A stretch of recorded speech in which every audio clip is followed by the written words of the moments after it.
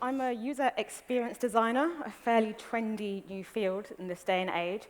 And my job, I primarily work with digital products, so mostly websites and apps, and I do my best to make them as accessible and usable and hopefully even ethical as possible. And as someone who works primarily in the world of the digital, I'm always really interested by the precedents set by designers and design movements of the past. In particular, Charles and Ray Eames, respectively an architect and artist who became product designers, who are responsible for some of the most innovative and iconic furniture of the 20th century, and were known for using materials like plywood in exciting and innovative ways to create deeply functional and humanist, or still beautiful, accessible technologies. And one of the things that I find particularly inspiring about their work is this fundamental design philosophy that permeates through their products. And that's this idea of the relationship between the designer and the user as a sort of guest-host relationship. In fact, Charles Eames would go into this in more detail to quote, for him, the designer or the architect or whoever it was making this product, their role was that akin to a good and thoughtful host, all of whose energy goes into predicting and anticipating the needs of their user. And so, as we look at the technologies and the products that we use every day, that we have become so dependent on, it's often actually quite shameful to see how often that guest-host, or indeed the host-guest relationship, actually breaks down. I mean, just think about how your favorite mapping tool insists that the best way to get to your friend's house in November at 9 p.m. is under the bridge of a poorly lit canal. It's like, oh, not so sure about this. Or think about how difficult it is to let your favorite social media platform know that you face harassment and abuse from racists and misogynists online. Every day, we are faced by examples of the way that our services do not live up to this guest-host relationship. And I think it's paramount for us who are designers of these systems to ask why. After all, design has evolved. We don't, or at least we're not meant to design for the quasi-Platonic ideal. Phrases like inclusive design, participatory design, community-led design, these are all phrases and methodologies that we constantly refer to within our everyday design speak. And yet, as someone who's quite interested in critical theory, I often wonder if part of the problem is that the way we use these actually quite radical methodologies still ends up centering the designer at the heart of the product. And so we end up in a situation where, even when using inclusive design frameworks, in a sense, the designer is still at the center of it all, only in this case, they deign so graciously to allow the user some input at some point in the design journey. I often think this is also exemplified in our incredibly simplistic ways of describing empathy. Now, empathy is very popular now. You hear all designers talk about it. We're meant to design with empathy. We're meant to empathetically design.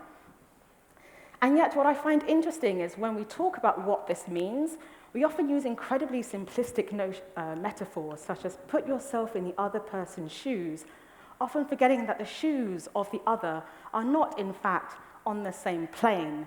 And this is an insight that sociologists and historians and critical theorists alike have consistently and repeatedly remind us of.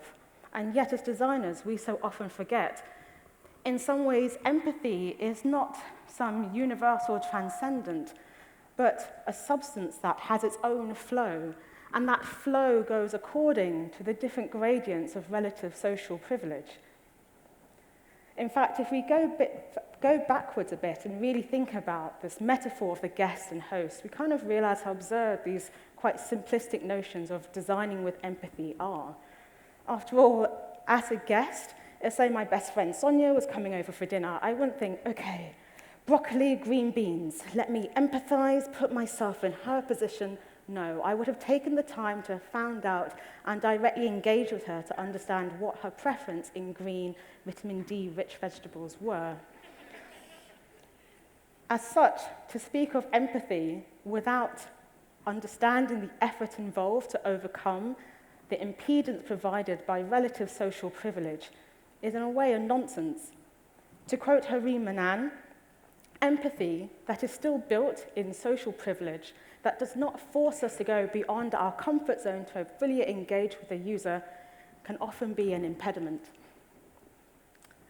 Justin Moore, a professor of architecture at Columbia University, often talks about the need to redesign the designer, and he talks about this in two main contexts. One, for us to seriously question and ask ourselves about who gets to become designers, why it is that the pipeline is so non-diverse, in spite of the fact that often these designers are meant to be designing for diverse, if not fully global, populations.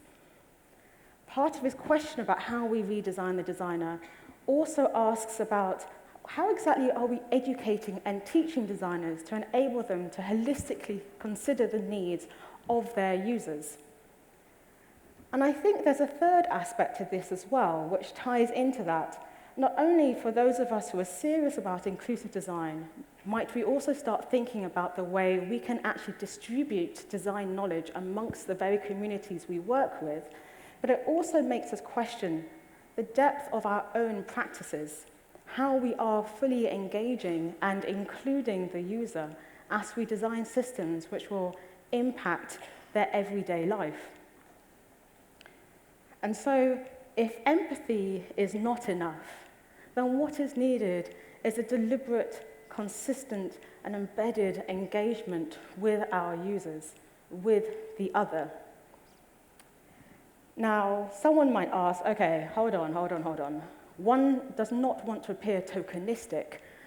And at this point, I urge everyone to almost take a step back and really look at this sodden little isle of ours that breaks up the Atlantic Ocean so helpfully, and to really consider the social inequalities and paradigms that we exist in. We exist in a country where the Black prison population is 7 times greater per population.